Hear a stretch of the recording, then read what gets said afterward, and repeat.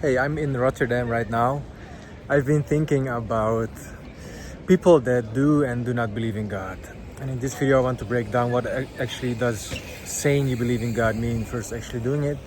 But also the sick kid that can't walk or was born with some kind of awful disease, or maybe without even a leg, and then you see a video of them, or you actually meet a person, a kid that says they believe in God. You might say they're indoctrinated by their parents, but in some case, like this kid without a leg saying I believe in God is weird, because to atheistic thinking people, it's actually the best argument for not believing in a God. And to me, the question becomes like, who is to blame? Who is to blame for all the suffering in the world? Is it you? Is it I? Is it evolution? Or is it just Charles Darwin that said only the stronger survive? So if you're weak, who should give one single about the weak people? When I look at the story of Jesus Christ, in the story I see a God that came down to earth, humbling himself as a servant, and then saying, you know what? I made these commandments, but you're not able to keep yourself to these commandments. So you're failing to keep my law, therefore I must punish you. But because I love you as a God, as you're made in my image as a human being, that's interesting. He comes down to earth and dies for the sins of humanity, so that in that people might be saved through faith and grace and not through works. Because imagine this awful person doing good things. Awful, what does it mean to be awful? I don't know. Lying, cheating, stealing, the things that I have been doing in my past life before I converted to Christianity. Some people do good even without religion, so why do you in the end need God? But let's try to stick to the topic of this sick kid believing in God. Hey, so easy going home. We had storytelling night, and I'm really inspired to share some stories. I was in Storytelling Rotterdam, so if you're from the Netherlands, you should really come to Storytelling Rotterdam once. So who's there to blame for all the suffering? Who's there to blame for all the suffering in this world if there's no God at all?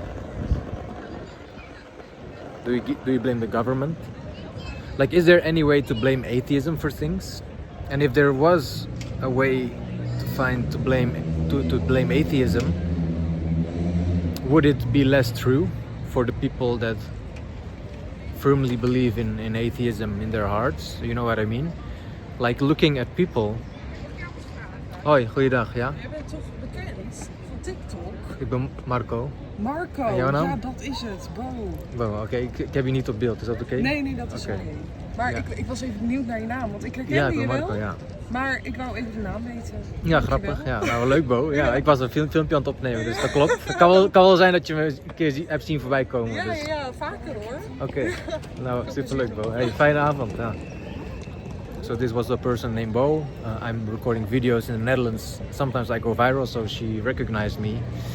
And I'm not trying to push religion down people's throat, which I do in my Dutch videos. But I feel the same can be said for whatever you believe. I mean, if you believe in atheism, it might not be a specific religion in a higher power, but it's still you sharing what you actually believe is truth about life. So who's there to blame when it comes to the suffering in this world? Is it possible for a God to coexist with suffering in the world? Maybe that's the question we should be asking during this spontaneous philosophical video. And you know what I like about Jesus? The message about doesn't care whether you're a Greek, Hebrew, Jew, like doesn't matter what your culture is, where you come from. In this new life, like being reborn as a Christian. And then this guy asks in the Bible, do you mean going back to my mother's womb? No, it's about being reborn, like when you're doing self-development and you want to become want to become a better human Yeah. being, you leave the old behind and then you get reborn. So then he says, in this new life, after you're reborn, it doesn't matter who you are, whatever your status is, because you're dead. You're dead to God's law, first of all. Sin has no power over you, and you're saved through faith, because you're not trying to be a good person. And sometimes you just are a good person because of your faith. And I really like that message. And today on my Dutch Instagram channel, I ask people like, what do atheists, maybe you can help me, what do atheistic people, like I don't hate them, it's fine, like they have their religion, I have mine.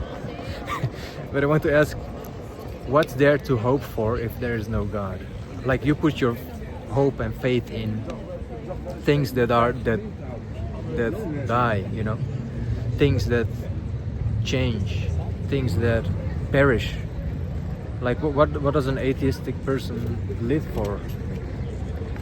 And then if you live for, of course I also live for my wife, for example, I love her.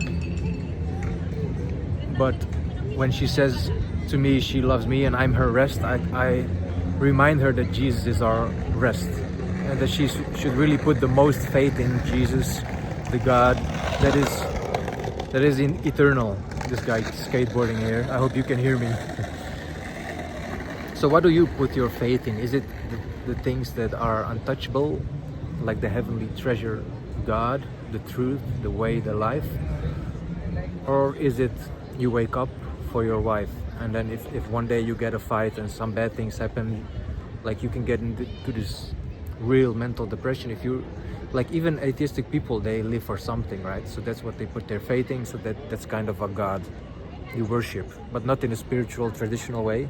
I mean, I as a new Christian don't even go to church that often, you know what I mean? Like barely. But I do worship maybe by recording a video and just letting my thoughts flow about having faith in God and what life is like when you're not having faith in God. Was there a time that I didn't believe in God? I mean, I had no religious upbringing. This guy watching me. But I remember always believing there's this higher power. And even an atheistic person must do that because their boss is the higher power. There's no way to go around it.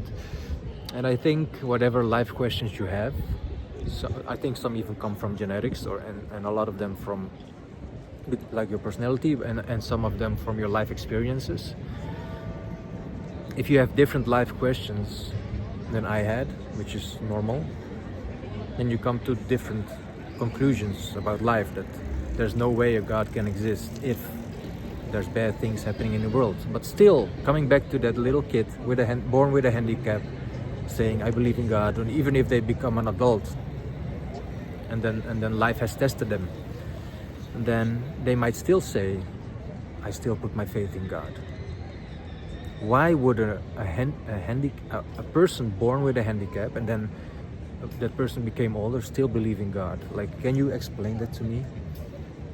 And then why would a person that's super healthy say, I don't believe in God? Because he shouldn't let that person that is handicapped be handicapped, even though they believe in God. I'm speaking too much. I'm thinking too much. I want to end this video. Please let me know your thoughts on this topic, and enjoy life. Don't think too much. That's bad advice. I do it.